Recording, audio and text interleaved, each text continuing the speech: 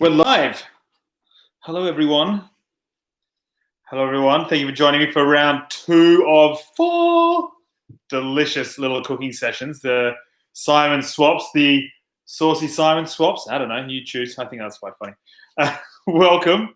We're going to be making the most delicious cacio e pepe style, but it's not with cheese. So you know what? Get angry. I get it. It doesn't have cheese in it, so therefore it can't really be called that, but we're going to call it that anyway. We'll wait for a couple of minutes while everything starts up. We're on time, but hey, people love to be fashionably late, like myself. Well, I was early this time, a minute or maybe 30 seconds. How is everyone? How's the week been? What is it, Thursday? Hope anyone from Adelaide down there, big love to you. We know how you feel. Sorry this has happened to you. We'll, whatever you need, once this whole thing is finished, we'll come back and give you big hugs. Legal hugs, hopefully. Good fun. All right, couple more minutes, and then we'll get started.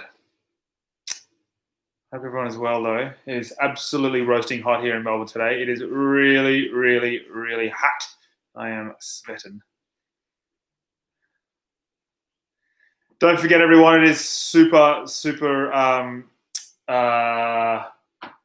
inclusive. So you have any questions, if you want to sort of answer to anyone who else is offering questions, I'm back there where the chopping board is. So I can't, I think I have eyesight of a 6-year-old with bad eyesight. My grandfather didn't have bad eyesight, so he didn't wear glasses. That doesn't make much sense. However, what I'm trying to say is it's very difficult for me to read the questions you have. So if anyone can answer them, go for it. Also, I'll have questions coming through in my phone that I can answer as well. And I'm so glad you're all here. What wonderful fun. Lentil is not helping tonight. She's got a play buddy today, so she is outside running around, running amok. It's a bit of a worry. But she might make an appearance later on. However, at the moment, she is doing zoomies around the house. All right, let me get around there and I'll have a chat to you. Hold on one second. I'm going to stand up.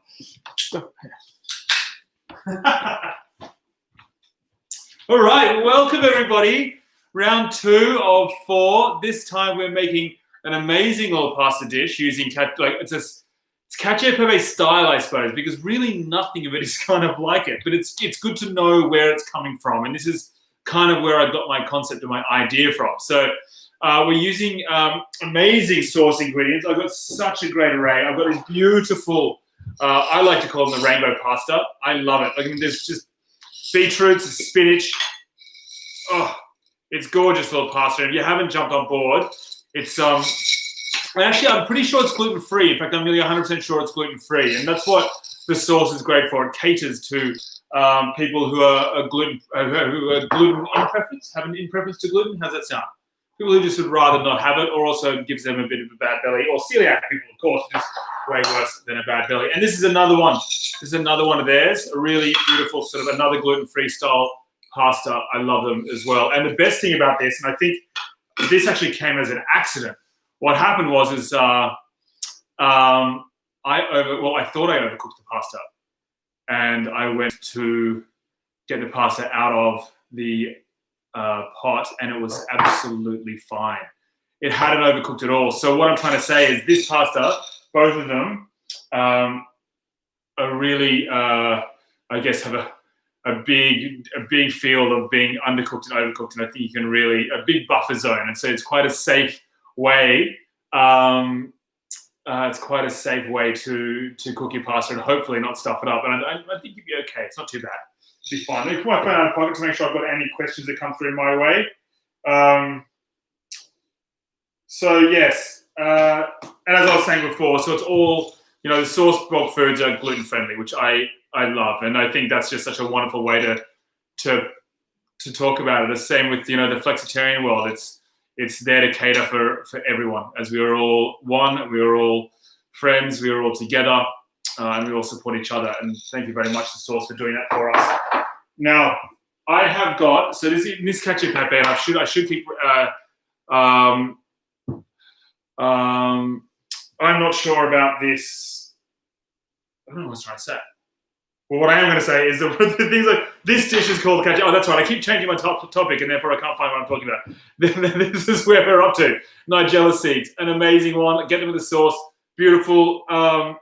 Always toast them. They've got a bitterness when you don't toast them, and when you do, toast them a little bit. They get a nice nutty sweetness. It's the only way to go with it. I have this beautiful lemon pepper salt that I'm going to use in this dish today as well. And if you're cooking along and you have these ingredients, because you are legends and you got the recipe card, then you're cooking along with us. And this is beautiful. I love this stuff. Lemon pepper salt, fantastic. And of course, you recognize this from last week, our amazing nutritional yeast. This stuff is what you're after. I love it as well. So this is what's going to substitute the cheese component in the cacio e pepe. And why I'm doing that is because I wanted to see if it worked, purely just for scientific reasons, of course. And it melts and it thickens and it creates the most beautiful sauce you've ever had. And the reason why I haven't started cooking now is because, well, I've already done my broccoli because there's broccoli in this for a little, greenery and health, of course. But I've got the water on the boil, but this is going to take, in total, I think once the pasta's done, the pasta takes 8 to 11 minutes, I think. This will be done and we're ready to eat. So I'm not going to take my time, but I will introduce everything that's going on. And of course, citrus, sauce bulk olive oil, which I'm pretty sure has got a bit of a 20% off sale at the moment. Remind me if that's true, anyone. Give us a thumbs up if you know if that's true. But if you want to jump on board and grab some beautiful local olive oil, cold pressed extra virgin from the source, definitely worth a try. It doesn't last long in my household because I use so much of it, but it's an amazing olive oil, and it's a user friendly because it's not overly bitter. I know that some of those really sort of boutique style olive oils can get really kind of burning in the back of the throat, which is delicious and they have their own purpose, but this great for cooking. So I'm going to use that. Lemons, broccoli. Now let me introduce this one just quickly. Broccoli, and I've just cooked them off already. All I've done is I've got a really hot pan. Put the heat on, get it close to smoking with some oil, right? Some oil there, some of the sauce oil. And I've just put them with the stems as well in the pan. And look at the color. I'm going to come closer. Leaning doesn't really have a purpose, does it? Ready? Maybe I'll do a lean on this way. So I've got some color on this. I want to get close. I want to find a really good piece that gives a good example. So see this beautiful color? And all I've done, right, is I put them in the pan on high heat, really high heat, and I've just left them there until I get this color. It's so perfect. And then it softens. Here we go. It's a good one. Look at that. And then it softens. I season with a little bit of salt. Always good to season. And then it softens everything. And they become crunchy. They've still got texture and they've got color, so they've got flavor. And the thing that people are really afraid about when it comes to plant-based eating or vegetables in general is color can mean burning. And we've always known color to go with meat, cooking meat on a barbecue, but plants are exactly the same. So no more boiling your vegetables, no more microwaving them for 3 minutes on high in a little pool of water. Thank you, all the people, my grandparents definitely did that. None of that. All about in a pan, high heat, smoking hot, in a bit of oil, put those on top, florets down if you have to, and then cook them until they go nice and charry, and take them a little further if you need to. So yeah, and don't be afraid to take them a little bit further, because I think that sort of darkness really leads well to this dish. And if for those of you just to join, I am making a plant-based version of a cacio e pepe. So using nutritional yeast flakes, and then obviously the salt water from the cooking water for the pasta, and that starchiness will help come it all together, bring it all together. It's really beautiful. Now I'm going to look at some questions, see if there's any there.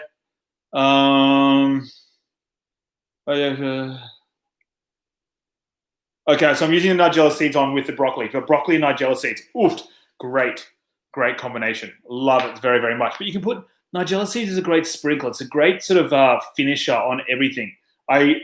Literally on everything. I adore them so much. Great flavor. Onion seeds is another sort of name for them. Never cooked with yeast flakes. Jump into the local source. And the thing about this, and this is what this whole cook is about, it's about swapping out. It's about buying what you think you need. And so you only buy what you need. Does that make sense? And if we come over here, so all I wanted to try a few things. I wanted to trial and error a few different ingredients. And I would look over and I'd say, oh, I love hazelnuts. I love them a lot. But you know what? And not really, I want to try and make a dish with them, but I don't want to buy 500 grams from the local supermarket because that's all I can get. And I want more than 50 grams, right? Does that make sense? Because that happens all the time. And I go to get my spices and I have bags and bags of spices and I never end up they never stay fresh because the lid's always off or the packet's always open. So I go to my source and I go, oh, look, I'd love to buy some grains, but this is all I need. Or I'd love to buy my hazelnuts because that's all I need for this dish coming up. Like, that's all I need. And I wanted to get some goji berries the other day, but I knew that goji berries can be quite expensive and I want to buy organic. So I bought this many goji berries and I can put that in a soup, Chinese-style soups, which are really good medicinal soups, put them in mueslis, bircher mueslis. I can have those in my, chia puddings in the morning with coconut cream. Oofed, like so many options. And I really think the idea for this is to, and the best thing about the sauce is allows you to play with different ingredients that you're sort of interested in, but also able to buy only what you need. And because when you go to the supermarket and you buy 500 grams, a kilo of whatever, it sits in your pantry, you don't touch it again. And I used to have, I don't anymore, but bags and bags of spices that I had to buy from the supermarket or from any sort of shop. And then I decant them into my jar because it's easier to get to and I don't want to keep reaching into it. And then I have to refill that up. And it's just sitting in there going stale the whole time. And not only that, I'm buying large amounts of plastic. So the sauce doesn't use the plastic, which is great. They store everything in perfectly temperature controlled shops. All of their stuff is really well regulated. They know exactly what they're doing. They are professionals. Otherwise, they wouldn't have so many brilliant stores around Australia.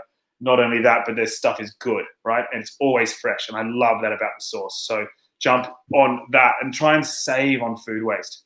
They've got the 5 R's, they say. And let me just grab it out because I have a memory of a sieve. So I love this. And I just read this actually for the first time today. So this is a little thing I picked up. It's 5 R's. It's refuse. So refuse what you don't need or what you do not need. All right, sometimes you want some, chocolate bullets. I need those. I definitely need those. Some chocolate bullets. Oh my gosh, and a peanut brittle. I had some fudge the other day. Sorry, okay, I digress. So buy what you do not. Don't go over the top. If you don't need to buy it all, then go to the source. If you want to get any sort of spices, the source have it. You want any pastas, rices, etc., the source have it. Buy only what you need, right? Reduce what you do need. Again, that goes to classic example. This is all I needed for goji berries. That's all I got. Repair it. So repair the systems. Recycle what you cannot. Amazing. And then rot. I love that one. Rot the rest. So what they're talking about there is composting the rest. I love that, compost. And if you live in an apartment like I used to, then I get myself one of these. This is a tabletop composter. It is full at the moment. I've absolutely chocked it full. And I've got a neighbor around the corner who has a composter, big outside one. And I take all my compost. It's got an accelerator. And so it helps to break it down. I was going to get it out, but it's too much. And then it all breaks down. And then I put it into my neighbor's compost. And they turn their compost and they get all this fertilizer. And it's perfect. And if we don't use theirs, we've got other friends down the road who have chickens. And we give it to them. And they go crazy for it. So heaps of options. Oh, it is absolutely chocolate. And not only that, just to let you know, it actually, I'll stay here because I'm going to start cooking soon. What it does is when you spray it with a fermenter, it drips down into the bottom and then you have this perfect fertilizer for your garden. And it does 1 to 100. So, when it comes to rot everything, the 5th R is absolutely right. Try to compost as much and everything you can. If not, freeze things, make it for stocks. There's heaps of other options. Yeah. Okay, let's get on to it. My water's been boiling for a while, so much so that the water has actually dropped down by half. But I'll fill it up.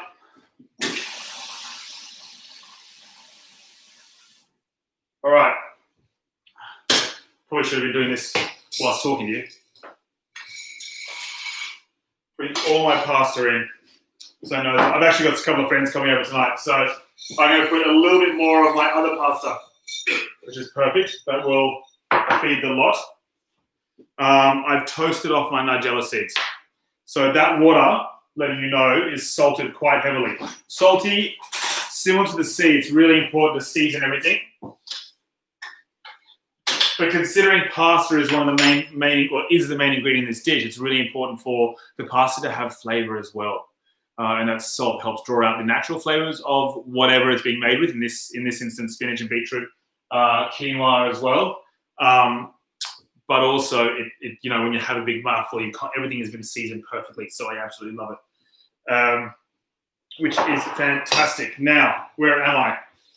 I've got that on the boil, which is that'll take about 10 or 11 minutes. In my pan, in about 5 minutes, I'm going to take out 2 cups. I'm going to take out enough. Like, I know it's not 2 cups, but I'm going to take out enough to be able to feed all of us. So I'm going to take out 2 cups of liquid. And then I'm going to start sprinkling in our yeast. In fact, you know what? Let's just do that now. I'm going to get some water from that thing. So I've got a cup here, my pan. Hold on 1 second.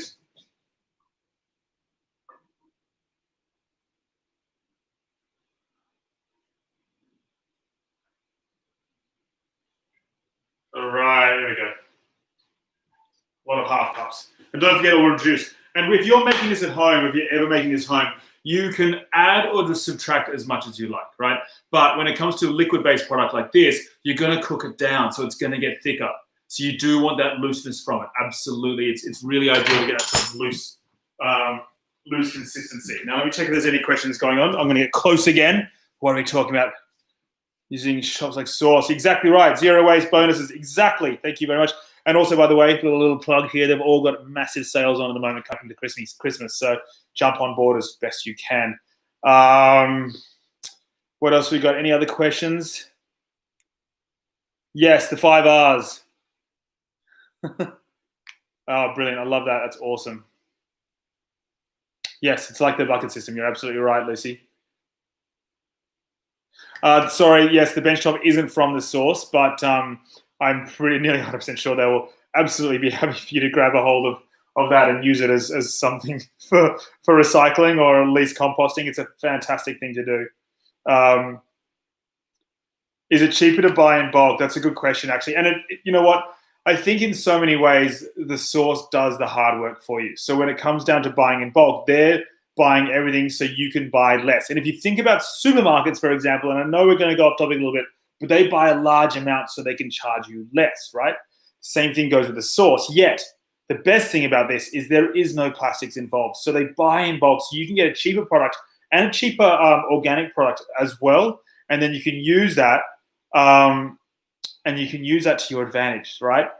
So because they don't use plastics, they use papers, because they're all about recycling and the 5 R's, you have that ability to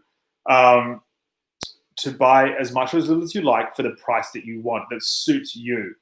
And obviously, them buying in bulk makes it cheaper for us as consumers. And I get to have some awesome things. I sprouted some amaranth the other day. I thought that was quite cool. So I had an sprouted amaranth salad, amaranth seeds. They have them in the bulk. They're absolutely delicious. But it tasted unbelievable. So super, super cool. I've never done that before. I just wanted to try it. So I went over to the source.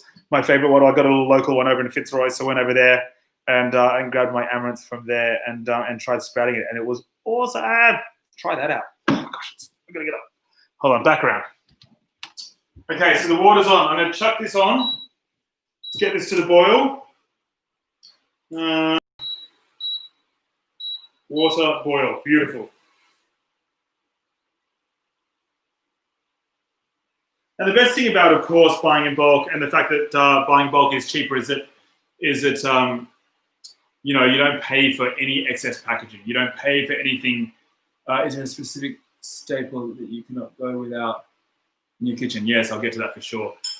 Is you don't pay for the packaging that everyone else does. And that's the big thing about it, right? So packaging is a huge issue in my mind. I mean, if you ever go to the supermarket, come back, and how many plastic, even when it comes to plant-based ingredients, it's still wrapped up. It drives me up the wall. So in my kitchen, my absolute staple, well, of course, salt. Salt is an absolute staple.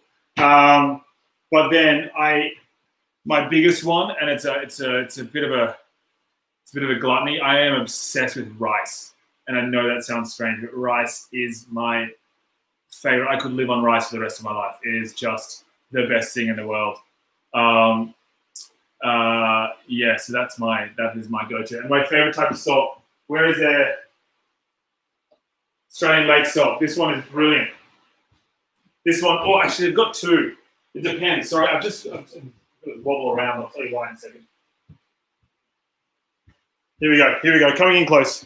So this is an amazing one. This is Celtic salt, right? Sea salt. It is super potent. It is a strong style salt, but it has huge amounts of flavor, Really good finishing salt, right? And same with this one. This is a lake salt, the pink lake salt. This is fantastic. It's a softer salt, has flavor. And it's weird when you say that. If you think salt has flavor, it's actually true. And it's when you try things like this and you go, you know, oh, this is interesting.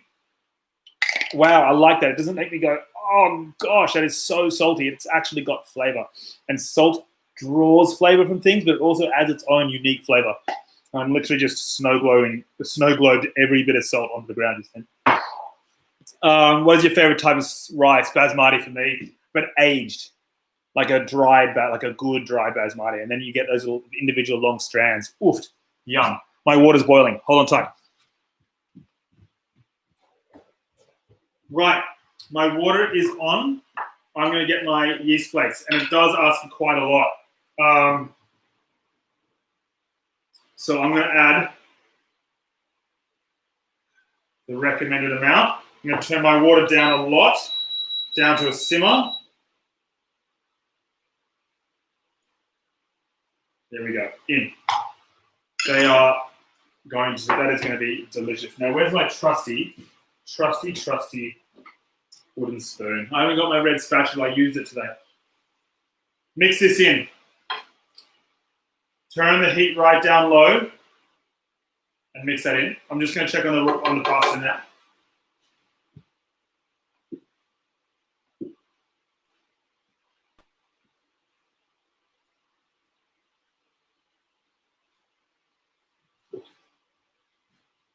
Nearly there. Still a bit dry. That's okay. So my nutritional yeast flakes obviously brings that cheesy flavor. That is what they're known for, right? But it also brings this nutty, toasty, roasty, delicious flavor that I've never sort of experienced before, that this only has. I think it's fantastic. And it melts down, so you've got this gorgeous color, nice and creamy consistency in here.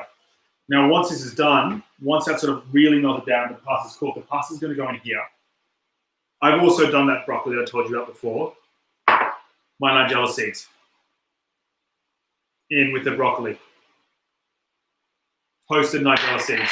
In with that broccoli. What a combination. Mix that around. And here, breadcrumbs. This is everyone's savior. I keep wanting to go around and get closer, but I'll just lean far in. Breadcrumbs. I've mixed a bit of parsley in with this one, but you don't have to. But I get a couple of like stale sourdough. As soon as this your bread, or it doesn't have to be sourdough, it can be anything, it can be white bread for all that matters. You blitz it up in a blitzer, bit of oil in a pan, and fry it off until it turns brown. That is crouton heaven. And instead of putting parmesan on top of your pasta, you have what they call, I think, poor person's parmesan, right? It's just basically the cheap version. Everyone's got stale throwaway bread. Do not throw it away. Blitz it up, turn to breadcrumbs, put it on everything. You know what? Toast, butter, breadcrumbs. That good. Kidding-ish. But if you do it, send it to me. I want to see the truth. And then I know you're really serious about it all. Now, we've salted that pasta water, so we don't need to salt any more of the rest of the dish. I'll wait till the very, very end, because we are going to add our lemon pepper at the end, and that's salt-based. David, got to check some questions. Yeah, okay, cool. So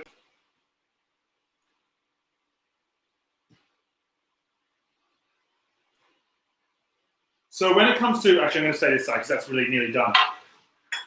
When it comes to waste ingredients, there's always a million and one things you can do with them, okay? So and there's a couple of questions over there that's sort of saying, hey, what can we do with waste products? And there's a few frequently asked questions as well online that ask about what can we do with waste products? Should we throw them out? Now, if you're going to throw them out, compost them, super important. That's the number one thing, right? But if you're not, if you really want to make the bang for your buck spread further, you want to make as much as you can out of your ingredients, you can do so much with certain things. If you are a meat eater and you have things like fish, make stock.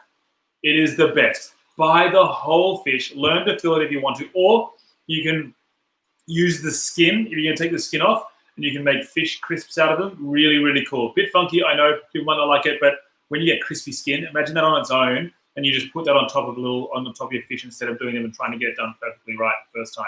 It's just easier. Bones, great for stocks. Onion skins, great for stocks. You could do What else? Old rice. If you cook, I love to cook rice. So I have a huge amount of rice all the time, and I have, fried rice in the morning from the rice dish that I had the night before. But imagine putting coconut cream with that, some cinnamon, maybe some pandan if you wanted to, and go the other way, go some more Asian style, and then a bit of ginger, and you can make some rice pudding. Oh, amazing. Or coconut cream on top, and then you can put heaps of berries and dried fruit from the sauce as well. And they've got a huge range of candied and dried fruit. And my favorites are just here. And then you can basically leave it overnight and have it the next morning for rice pudding. I just think that, to me, is mind-blowing. But this here, the dried banana. I will take these over regular bananas any day of the week. I went to the sauce and fish right now. I had 4 left. I bought them all. Oh, that's fun. And don't forget, all the recipe cards for these dishes are at your local source. So Google Maps it. They'll be around if you don't know where they are. Check them out because they are amazing, and all the staff are fantastic. I met Taylor at the Fitzroy one the other day, and she, legend, knew everything about the store, just loved her job. They all do. Pasta is cooked, I reckon. This is melted. I'm going to show you what happens now. It's going to be really tough because you're not going to get very close, but I'll try and do my best.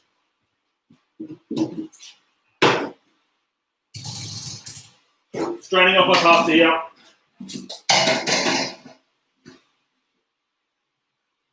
You're full. Okay. Now, I put water all over the ground then. It is cooked perfectly, but it's got a little bit further to go, right? Which is great because we're going to finish it off in the sauce. It's going to get thicker as it goes into the sauce. Sauce and sauce, baby. Right, mix it in. Done. Turn the heat up a little bit. I just came up with this idea a while ago, and I was like, I wonder if this is actually going to work. And I made it. Oh no! I'm not going to come out that side. That ought to teach me to be lazy and stop. I just poured water all over myself. Yes, Lucy Camp, Share Waste website. That's exactly the one I was looking for. Thank you. I can never remember the name. How bad is that? I forgot what I was going to say now. The pasta's going to finish cooking in that sauce there, and then we're going to top it all off. And I just poured liquid all of myself. Oh, that's what I was going to check questions. Does the gluten-free pasta have the same texture? Yes, it does. It really does. This is the best gluten-free pasta I've ever had. And I've actually had a few because a really good friend of mine is gluten-free or celiac, sorry. And so we always have gluten-free food when we go to theirs. And it's awesome. Promise you. Well worth it. And I suppose if you have, there's always someone that everyone always knows, but also in the family that's really useful for you to be able to substitute out. Perfect. Right. Yes, olive oil and salt and bread is a meal in itself in my house. That's Sandra, I couldn't agree more. Pink lake salt is the same as, no, it's not. It's not the same because Himalayan salt is from up there. We have pink lakes here as well. What is the best way to know when your pasta is cooked? Like, you can always say, this is funny, you can always say you read the back of the packets, but because they don't have any plastic and they don't use packaging, it's really hard to do that. They will have cooking tips online on the actual product itself when you go onto their website, but the best way to do it is taste it. Just try it, and you'll know whether it needs another minute or two. You'll know what it's going to need, so just keep an eye on it. That's good. Speaking of keeping an eye on it, I just have to keep on that. Oh my gosh, mess. What do I do with celery heads? See, the thing is with celery is a classic example of what you use in stock. So I always keep the celery heads, but the other part is really cool, is that when you make a mirepoix or that sort of French style cooked down vegetables, celery is always used as well. And so I use the leaves for that. So when I make any sort of ragu, whether usually it's mushroom in my household or anything like that, I use the celery leaves instead, and it's really a really useful way of using them. And the bums you can put in a little glass jar of water and they re-sprout and you can actually grow celery again, which is super cool. Check out the Share Waste. Yes, thank you. So reading it again. Freeze some vegetable scraps for lovely stock. Exactly. All right, here we go. We're going to finish this dish off and then we're going to serve up and we are ready to go. This has already started thickening now. I'm really happy with it, and it smells unbelievable.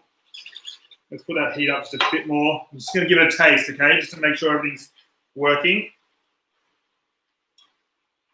Yes, yes, love it. And then that lemon pepper salt. Lemon pepper berry, native Australian, classic, brilliant, delicious, get it. I love this. Sprinkled over the top. That's your final seasoning because the pepper berry in itself is super potent.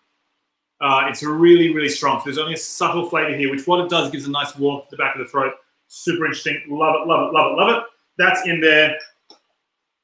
Now I'm going to sort of serve one bowl up for you. Because I'm going to serve up one bowl, I'll keep the rest in here. But I'm going to serve one up. This is thickening up beautifully. I'm so happy. And the best time about this is next time you guys jump on board and come along, make sure you go to the recipe card and get the ingredients because I want you to cook along with me. And so therefore we can have dinner together at the end and we can just think about it. And then if you can send me photos of the dishes on my Instagram or on my Facebook or even on the sauce, tag all the sauce, the local sauce you get your ingredients from. Let's get into this together. Let's make the next recipe together. We'll have an amazing team cook along, and then we'll all send photos. Fantastic. All right, let's do that. Okay, this is thickening up. I'm turning the heat off. I'm going to serve myself because I'm greedy. And the other guests don't arrive for another 15 minutes or so. Here we go. Serving apparatus. Never use metal in non-stick. Naughty. I know children do that. Children do that for sure. All their housemates as well. Had that done before. All right. A big bowl. Beautiful bit of sauce at the bottom too. That's just going to coat everything as it goes in. Yes. Broccoli on top with the nigella seeds. And then the most delicious breadcrumbs you have ever had. Over the top like that.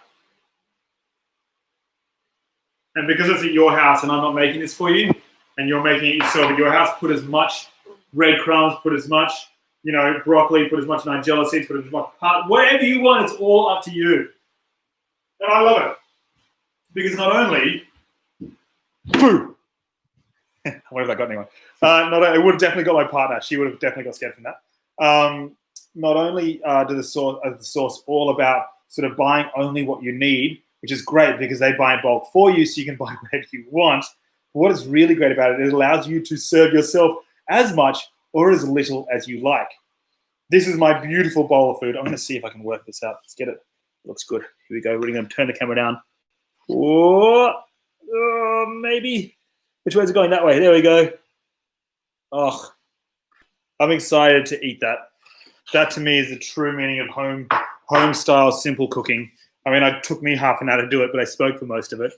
But I adore it. It is such a delicious dish. Make sure you make it. Jump into the sauce, grab the recipe cards, and head home and give it a red hot go. And then send me the photos. I'd love to see what you think about it. I know the sauce. I know your local sauce. Would love to see. Love to hear from you as well. And the thing about this is that it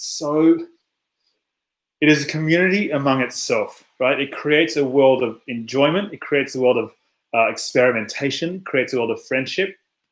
And when you go into the sauce, it really allows me to sort of pick and choose what I like. And I find myself just feeling like I'm at home, feeling really welcome. In fact, so welcome. This is a great story. My mum went to Sauce in Mullumbimby, which is where their head office is. And we live just around the corner. And my mum went into the sauce and she has a bit of she got a bit excited. She went, oh, that's my son. And she bought 2 of the nut milk jars, which is just spectacular. She got the recipe cards. She bought 2 nut milk jars. And they're like, oh my gosh, they were so happy. They gave her a complete massive tote bag for her to carry all this stuff in. They looked after her and took her around the store. It was just, and when you get a call from your family, anyone, or your best friend, it doesn't matter who it is. It doesn't have to be family. It can be anyone. And they're just excited about something. That really made my day. So to the sauce, you know what? If you look after me beautifully, but when you look after my family, that is unconditional. Thank you so much from the bottom of my heart. Everyone, throw in questions now. We're going to finish off. That's my lovely dish, and it's going to get cold. So you know what? You can bugger off, and I'm going to start eating. I'm kidding. Am I? I don't know. Any questions before I head off? Is there anything else you need? Would love to hear. Is there any questions about cooking times? And just go to your local source. Yes. That'll be the best way to do it. But thank you, everyone, so much for being here. A cheeky little half an hour session. Wherever you are in the country, be safe. Have a wonderful time. Have a wonderful weekend as of, Friday, Saturday. I'll see you, I think, next week. Be sure to tell everyone to come on.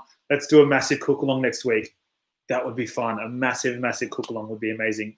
And I was thinking just before you all hang up, the possibility of doing a little bit of a challenge. And I haven't even talked to Source Blog Foods about this, so I might get in trouble. But giving someone 1 minute I said 10 minutes in my post. That's a lie. You could literally buy the whole shop. But 1 minute in a Source Blog Food store, wherever it is near you, to buy as much or get as much stuff as you want, and I'll pay for it. Just thinking about that as an idea. Just thinking about it. So, throw in some socials. Jump onto the Source Blog Foods Instagram page. Let them know that you want that to happen, and we'll go from there. Oh my gosh! Wherever you are in Australia, actually, I think there's a source in Ireland. So wherever you are in the world, I will happily do that. Everyone, you are amazing. Cannot wait to see you again. Jump on, grab those recipe cards. Jump onto the cook with me next week, and let's do a communal cook together. Love you all. Well done.